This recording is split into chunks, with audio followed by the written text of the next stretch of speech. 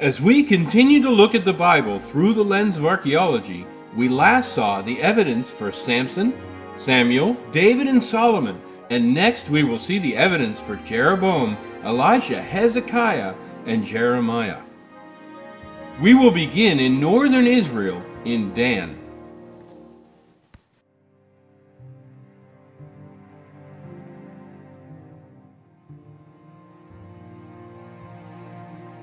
In 2 Kings chapter 12 we read, Jeroboam feared that the people who went to the temple in Jerusalem would turn against him and side with Judah. To prevent this, he built 2 idolatrous temples in Israel. One was built in Bethel and the other was in Dan. In 1966, excavation began on a site known as Tel Dan, which is on the northern border of modern Israel. Jeroboam's northern temple was found in Dan at this site. This video includes footage from the site of Jeroboam's altar, which is now part of an archaeological park and nature preserve. In Israel,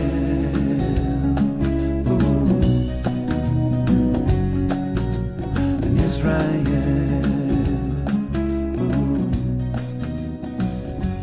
Here's the base of an altar.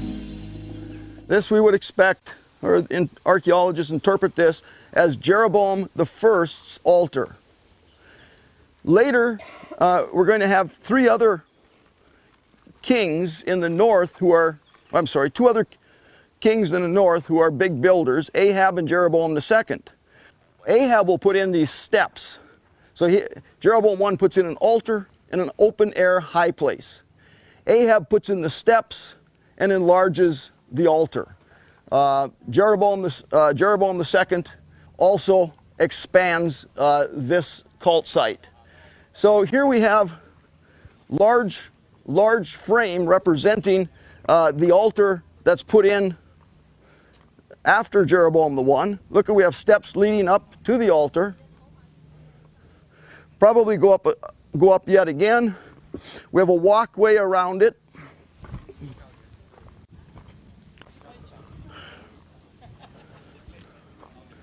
And steps off the altar. The altar in the temple in the days of the Master was 2 stories, roughly twice this size. So altars could be very, very large. This is 1 Kings 12. Now this became a sin for the people. The people went to worship before the one as far as Dan. Jeroboam's northern altar was cursed and broken by God in 930 BC. Jeroboam lived until around 910 BC. Our next site is in Rehov, Israel.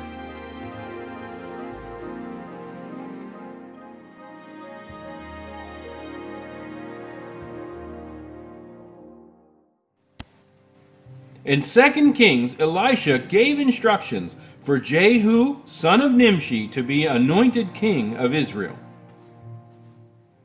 This video explores the site where that information plays a critical role. Well, he healed the sick, raised the dead, and called fire down from heaven. The prophet Elisha is one of the great figures of the Bible. My colleague Chris Mitchell has an exclusive look at the site that could contain his house. This is Tel Rehov in the Jordan Valley. During 16 years of digging, archaeologists uncovered a 3,000-year-old, well-planned city. They also found a unique building that might have been the house of Elisha. The house was full with objects of unique type. 2 altars we found there, 2 pottery altars that were used for burning incense.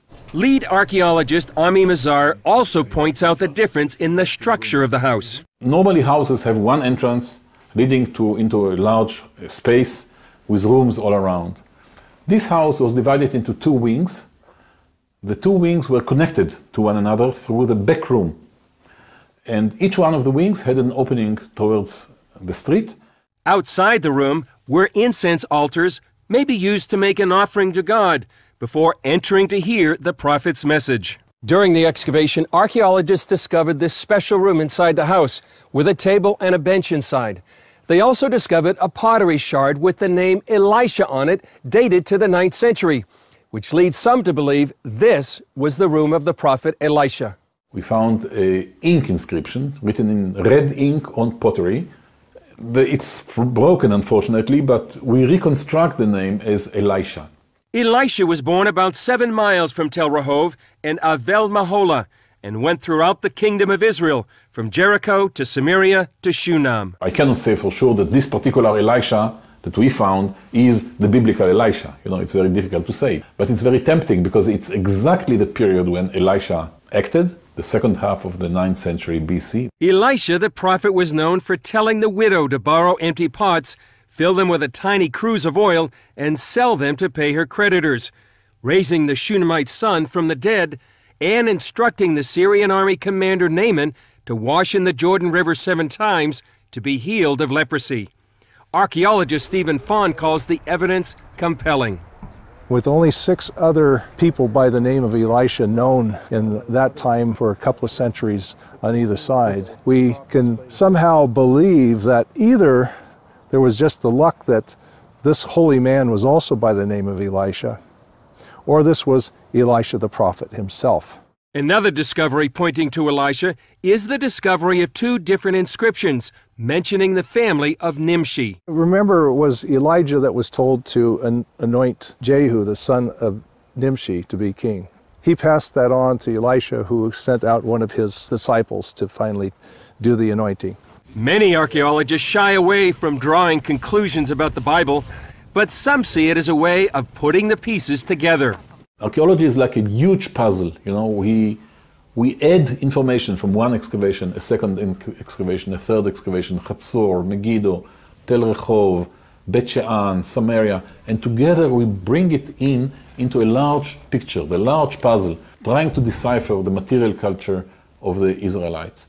For Carrie Summers, who heads Nazareth Village, it's even more. It's like any other archaeological site, in essence, is every scoop of dirt proves the Bible 1 scoop at a time, and this site is absolutely magnificent. The future of the site is uncertain because its mud bricks are deteriorating. Experts hope, however, it can be preserved to help future generations understand the Bible. Elisha lived until 798 BC. Next, we will move back to ancient Jerusalem.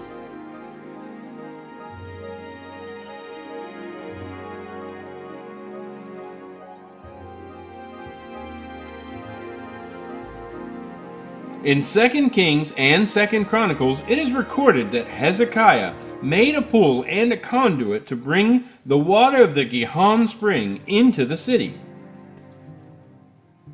The remarkable tunnel of King Hezekiah has been located underneath the ancient city of Jerusalem.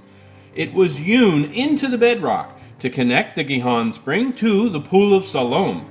Archaeologists agree it was constructed to deny water to the Assyrian army and protect the city's water supply, just as the Bible records.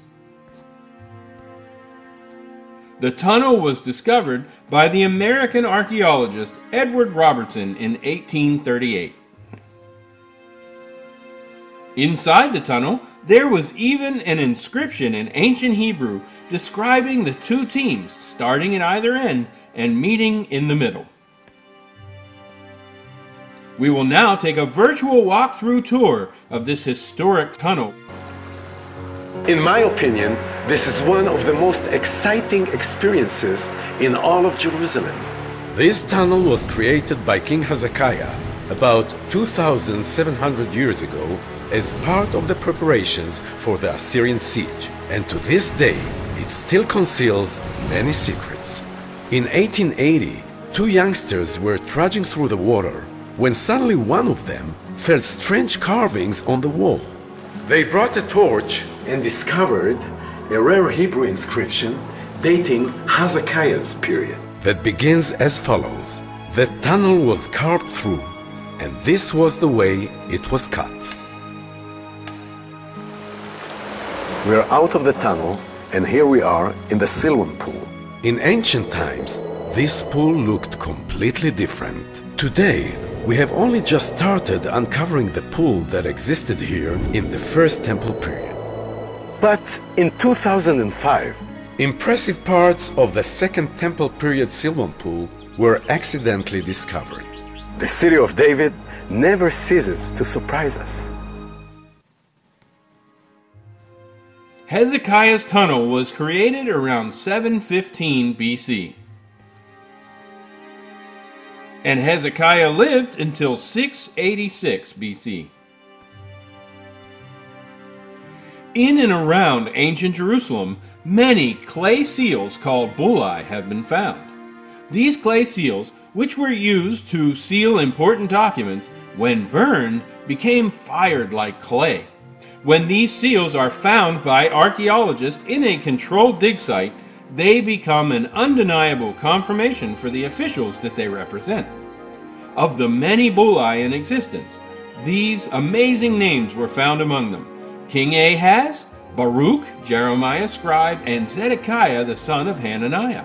In all, there are reports of over 52 biblically named bullae found so far. Archaeologists have found 2 other clay seals that directly attest to the prophet Jeremiah. In Jeremiah 37, we read that Jeremiah told King Zedekiah that Jerusalem was about to be delivered into the hands of the king of Babylon. Jeremiah 38 records that 3 very specific officials heard this prophecy of the coming destruction and God's advice to surrender through the prophet Jeremiah. These 3 officials' names are transliterated into English as Shemaliah the son of Matan, Gelaliah the son of Pashur, and Jukal the son of Shemaliah. These 3 officials then asked the king to have Jeremiah put to death, and when he agreed, they cast Jeremiah into a pit to die. In this next video, we will learn why Jeremiah chapter 38 verse 1, which records those names of those officials, has become a critical passage for confirming the book of Jeremiah. Our workers were sifting, and they pulled out of the ground a bula, which is an ancient clay stamp. We used to use clay, not wax at the time. We would stamp it with our rings, and it would seal a document. I said, Elad, is there a name on the stamp? She said, I don't know, I have to melt it down. She calls me 5 minutes before Shabbat. You know what it's like 5 minutes before Shabbat. Everybody's running around like crazy. I said, Elad, what's the name? She said, Doron, go get Sefer Yirmiyahu. So I opened up Sefer Yirmiyahu. She said, turn to chapter 37 and chapter 38. Do you know what the story's about? In the story, if Jerusalem begins with David, it goes father, son, until it ends with Tzidkiyahu. In the moments before Jerusalem falls to the Babylonians in 586, Tzidkiyahu sends a messenger to Jeremiah the prophet to ask for a bracha. Jeremiah sends him back a message saying, this is it, the city is over. Hashem has left you, give up now. The messenger then turns to the king and says, listen, all your soldiers heard the prophet Jeremiah, and they're all getting out of Dodge. They're booking out of town. You have to kill this prophet now, or you're going to have no soldiers left. So the king sends the messenger to kill the prophet. He throws him into a pit. Jeremiah is eventually saved. That messenger's name in the book of Jeremiah is Yehuchal, the son of Shlomiah. The name that Eilat found was Yehuchal, the son of Shlomiah. She found the actual seal of the minister in the court that tries to kill the prophet Jeremiah, written clearly in the Torah, in the Bible. Wow. Wow. Right now. So, Doron, you found the bula of Yehuchal ben Shlomiah ben Shvi. It is pretty much incontrovertible. That is the name that you found, that is found in the book of Jeremiah. That is the bula that you found here in the city of David. Can anybody argue about that? Is that one of those moments where it's an aha moment and nobody could say, well, the Jewish people were not here? Or can they? Well, I'll tell you, Yishai, 95% of the world went crazy over this discovery. Keeping in mind, 95% of the world respects to the Bible. It was on the cover of the New York Times, it was in the Jewish press, it was in all the major newspapers throughout the world. However, as soon as it went out, I started getting emails into my inbox from all these Arab websites saying this is some form of Zionist propaganda geared to recreate Jewish history, saying there's no proof that this Yuchal is the same Yuchal in the Bible. This is where I learned that God has a sense of humor. Keeping in mind, Yishai, that for every seal, every bully you find, thousands never make it to the surface. They're broken, they're ruined, they're lost. At that point in time, 3 months later, 30 feet from where we were standing, where we found the original one, a second seal was found, which in itself is incredible. We melted down the name, and on that seal, it says Gedaliahu, the son of Pashhur. If you open the book of Jeremiah and you look at Yehuchal, the son of Shlemiah, when he went to kill the prophet Jeremiah, he took 3 people with him. One of them was Gedaliah, the son of Pashhur. For the first time in archaeological history, you have 2 names which appear in the same sentence of the Bible, found in the same excavation at a distance of 30 feet from each other. That, my friend, is totally incontrovertible proof. And that's also a miracle. And that's also something that's just sent chills down my spine. I mean, how come their seals were here? Why did they just drop their seals? How did that happen exactly, that it was found so close together? What was the circumstance by which you guess, these seals were found so close to one another?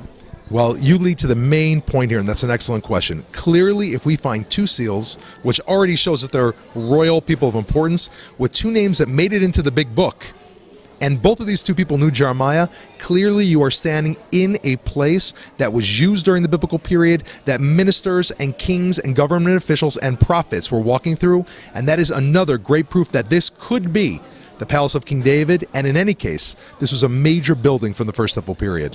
Maybe a high court building or some kind of government building? Absolutely. These were documents that had been signed. Probably the documents were burnt away by the Babylonians, and the same fire that burnt away those documents cooked and burned these seals like in a kiln and preserved them for 2,600 years. Yet another miracle. Amazing stuff. Doron Spielman, we're going to keep going. You're going to show us how the ancient world is coming to life again in the modern state of Israel. A bulla is a small piece of clay stamped with the seal of a king or high-ranking government official. Now, what makes these tiny bullae so extraordinary is that the Hebrew inscription on each is a perfect match to the names of 2 Judean princes mentioned in the Old Testament.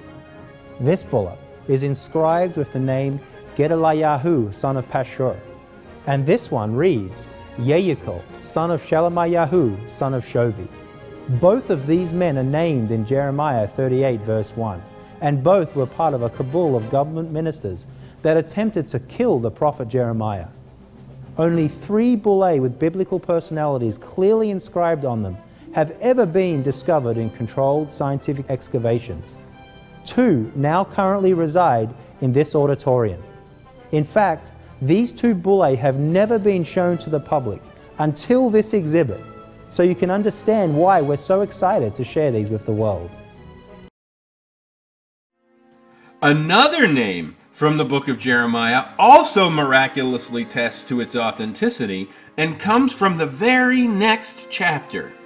When Babylon took the city, just as Jeremiah prophesied, an official named Nebu-Sarsekim entered Jerusalem with the high officials of Babylon. When Dr. Michael Jersa from the University of Vienna was deciphering a Babylonian tablet, he found the tablet's cuneiform text included the name of that same Babylonian official. The tablet was a receipt for a temple donation he had made. Let's hear about this discovery in Dr. Michael Jersa's own words. The next account is from the January-February 2008 issue of the periodical Archaeology. The headline reads, Nebu-Sarsekim Tablet, the British Museum, UK. Last June, Austrian Assyriologist Michael Jersa was doing what he has done since 1991, poring over the more than 100,000 undeciphered cuneiform tablets in the British Museum. But while analyzing records from the Babylonian city of Sippar, he made a startling discovery with biblical implications. It came in the unlikely form of a tablet noting a 1.5 pound gold donation to a temple made by an official or chief eunuch, Nebu-Sarsekim. At first, I was just pleased to have found a reference to the title chief eunuch, as these officials are mentioned very rarely in the sources, says Jersa. Then it suddenly came to me that this text was very close chronologically to an episode narrated in Jeremiah 39 in which Nebo-Sarsekim is mentioned, and that I might actually have found the very man. So then I got quite excited and instantly went and checked and double-checked the exact spelling of the name in the Hebrew Bible and saw that it matched what I had found in the Babylonian text. The tablet is dated 595 BC, the 9th year of Nebuchadnezzar II's reign. The book of Jeremiah relates that after Nebuchadnezzar took Jerusalem in 587 BC, he committed the prophet Jeremiah to Nebo-Sarsekim's care. It is so incredibly rare to find people appearing in the Bible who are not kings mentioned elsewhere, says Jersa. Something like this tablet, where we see a person mentioned in the Bible making an everyday payment to the temple in Babylon and quoting the exact date, is quite extraordinary. End of quote. Jeremiah the prophet lived until 570 BC.